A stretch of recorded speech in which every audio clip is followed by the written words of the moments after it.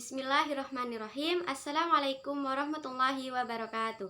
Allahumma sholli ala Sayyidina Muhammad wa ala ali Sayyidina Muhammad. Yang saya takdimi, pengasuh Pondok Pesantren Zainul Hasan Genggong, Kiai Haji Muhammad Hasan Mutawakil Allah SHMM.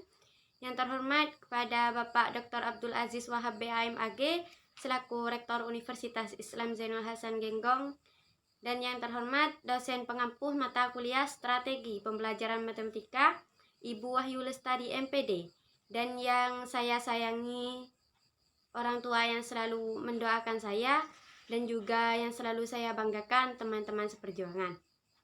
Perkenalkan, nama saya Dian Quratul Aini dari Tadris Matematika semester 4 Universitas Islam Zainul Hasan Genggong. Baik, di sini saya akan menjelaskan tentang metode pembelajaran dalam matematika. Yang pertama, pengertian metode belajar. Dalam kegiatan belajar mengajar, dibutuhkan suatu metode pembelajaran untuk menyampaikan materi yang diajarkan oleh pendidik secara efektif dan efisien untuk mempermudah mencapai tujuan pembelajaran yang hendak dicapai. 1. Pengertian metode. Metode merupakan suatu cara atau jalan yang digunakan oleh pendidik untuk menyampaikan materi pelajaran yang digunakan untuk mencapai tujuan yang telah diterapkan, baik tujuan belajar maupun tujuan mengajar. 2. Pengertian mengajar. Mengajar adalah aktivitas mengelola, mengatur, mengorganisasi lingkungan hingga terbentuknya. Jadi, mengajar merupakan aktivitas pendidik dengan menggunakan perangkat pembelajaran untuk membimbing peserta didik dalam pembentukan karakternya. Yang ketiga, pengertian metode mengajar.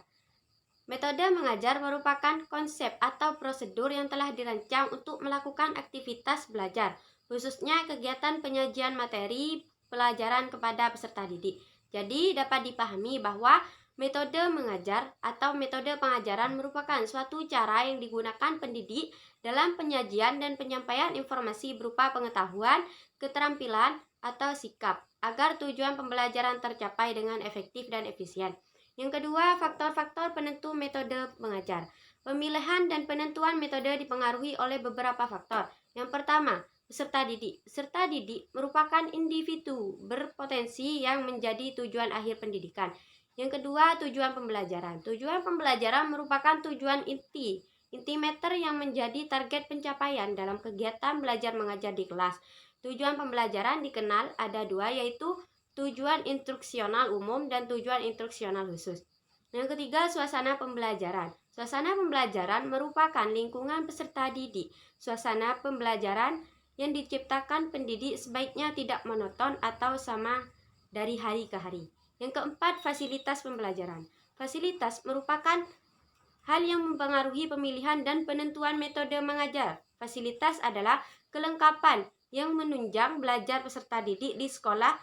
Lengkap tidaknya fasilitas belajar akan mempengaruhi pemilihan metode mengajar. Yang kelima, pendidik. Setiap pendidik mempunyai kepribadian yang berbeda. Seorang pendidik misalnya kurang suka berbicara, tapi seorang pendidik yang lain suka berbicara.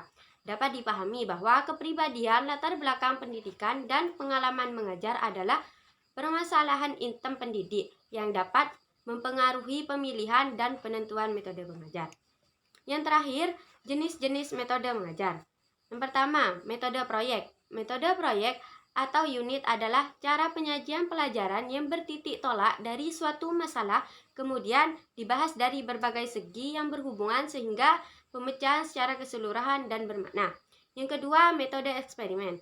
Metode eksperimen atau percobaan adalah cara transfer informasi di mana peserta didik melakukan percobaan yang terlibat langsung serta membuktikan sendiri suatu yang dipelajari. Yang ketiga, metode diskusi. Metode diskusi adalah cara transfer informasi pelajaran di mana peserta didik dihadapkan kepada suatu permasalahan yang dapat berupa pertanyaan atau hal yang bersifat problematik untuk dibahas dan dipecahkan bersama. Yang keempat, metode ekspositori.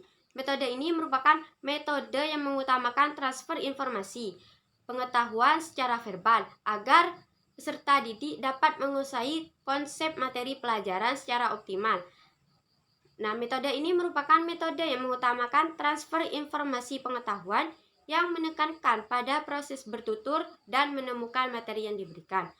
Yang kelima, metode tanya-jawab. Metode tanya-jawab merupakan metode pembelajaran dengan menyajikan pelajaran dalam bentuk pertanyaan yang harus dijawab peserta didik. Yang keenam, metode ceramah. Metode ceramah adalah metode yang boleh dikatakan metode tradisional, karena sejak dulu metode ini dipergunakan sebagai alat komunikasi lisan pendidik dan peserta didik. Yang ketujuh, metode tugas dan retasi. Metode tugas adalah metode penyajian mana pendidik tugas tertentu agar peserta didik dapat melakukan belajar dengan baik. Baik, sekian dari saya, kurang lebihnya mohon maaf. Wassalamualaikum warahmatullahi wabarakatuh.